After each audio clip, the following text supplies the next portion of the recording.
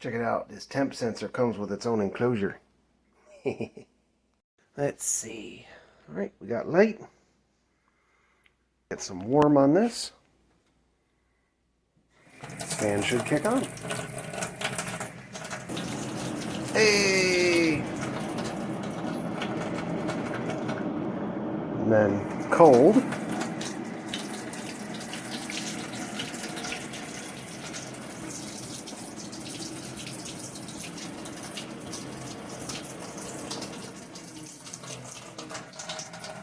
Magnifico!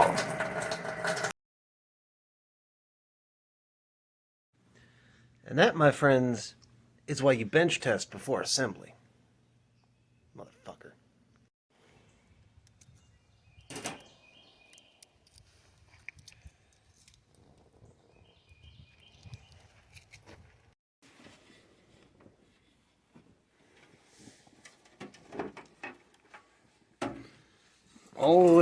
Always bench test first. And especially when you're doing non-standard sketchy shit with used parts and cheaping out on stuff. Always bench test before installation, because this shit's no fun. Okay, y'all, pro tip. Just taking copper tubing scraps, bending them in a U shape and bubble flaring the end of them. Not good enough for a seal. Get you some real elbows. You know, that's one of those things where I knew the rule. And now I know that there's no exceptions to the rule.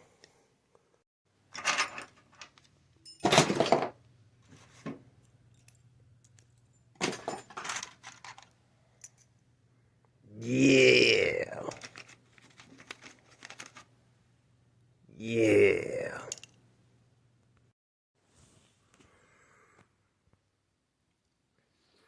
That's not gonna leak.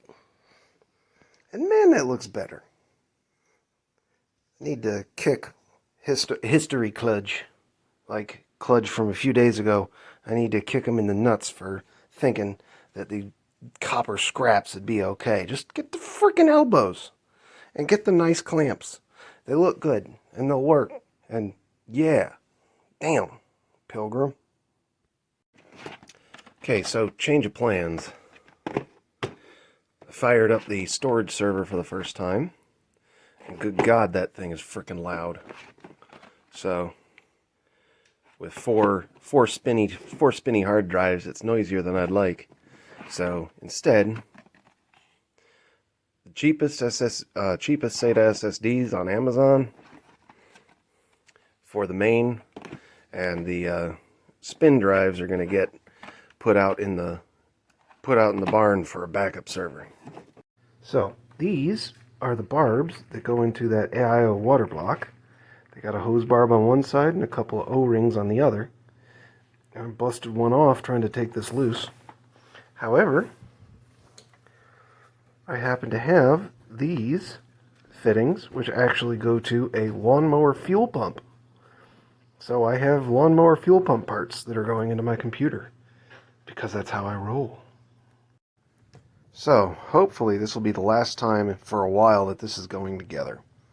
This is my water-cooled PC/virtualization server. And it is built around a Threadripper 2970WX on an X399 motherboard. I've got 128 gigabytes of RAM in it, 1500 watt power supply because of the absolute madness I've got going on here. On it, I have 4 NVIDIA P100s that have been modified to be water-cooled with air-cooled VRMs. And the main display out is this, which just got in the mail, a EVGA Hydro Copper 2080 Super for my video out and also just day-to-day rendering. And this thing has been in and out and caused lots of problems, but hopefully this will be it. Everything's water cooled. This radiator has been working fine so far, and it should be able to keep this cool just fine, along with the other server. Okay, so this is going to be my file and infrastructure server. Originally this was equipped with two NVIDIA Tesla M40s, which I had modified to be water blocked, and actually entirely water blocked, not like those where it just has the GPU block and then has air cool for the power circuitry. The problem, of course, being a certain lack of competence, and I managed to cause it to leak, which ruined a motherboard. Then I had to get another motherboard. This is another Threadripper system. This one is a 1920X. First generation Threadripper. The problem is that the replacement motherboard I was able to get, this was the only one on eBay for less than $200, was only had 6 SATA ports. And I have got 8 SATA SSDs for principal storage. I have a M.2 for a OS drive. And so I had to wait on a SATA card, which has finally arrived. Somewhere in this pile of stuff. There's a SATA card in here somewhere. That's going to get installed here. And also, the GPU in that is a R7? It's like a 10-year-old GPU, 2 gigabytes of VRAM, and not quite enough to run some games that I want to run on this server to make available to anyone. So, this is actually the GPU that came in the computer that I got that processor and that motherboard out of. So, had this GPU. And so, I had been using this as my image out for the main computer, but it just wasn't quite satisfying. And also, I want something with tensor cores for AI stuff. Yeah, 2080 Super, same as a Tesla T4. And so this wasn't quite cutting it. So this is now going to be my GPU for video encode and occasional games. And yeah, I totally forgot to mention this right here, USB 3 connector. And it's pointed this way.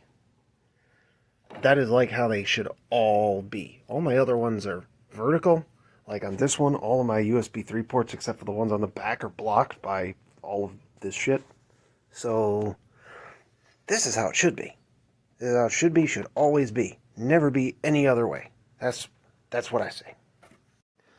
Believe it or not, this is in fact a Blu-ray drive. I just painted it beige because this was part of the look of my first build.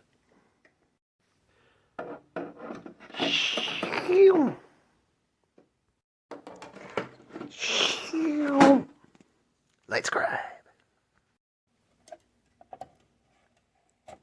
Yeah.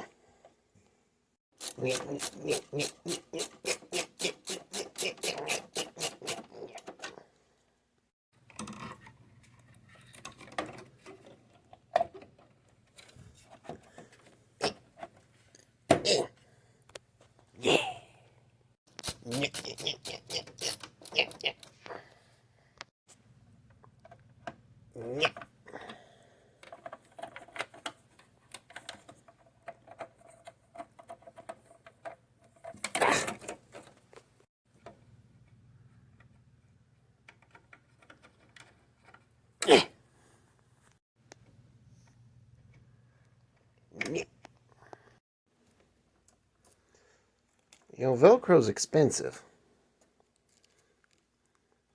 But they actually sell big rolls of this stuff in the garden section. It's just green.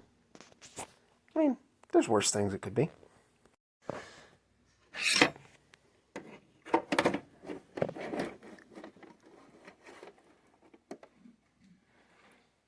Not a lot of space.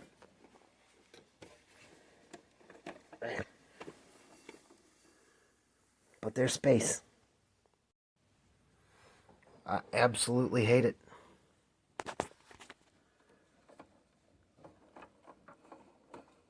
But it won't reach. I gotta resort to one different color SATA cable. One oddball. My disappointment is immeasurable, and my day is ruined. I had to use a silver and a blue SATA cable. Couldn't just use red. No, I gotta have a silver and a blue. Fortunately, hopefully,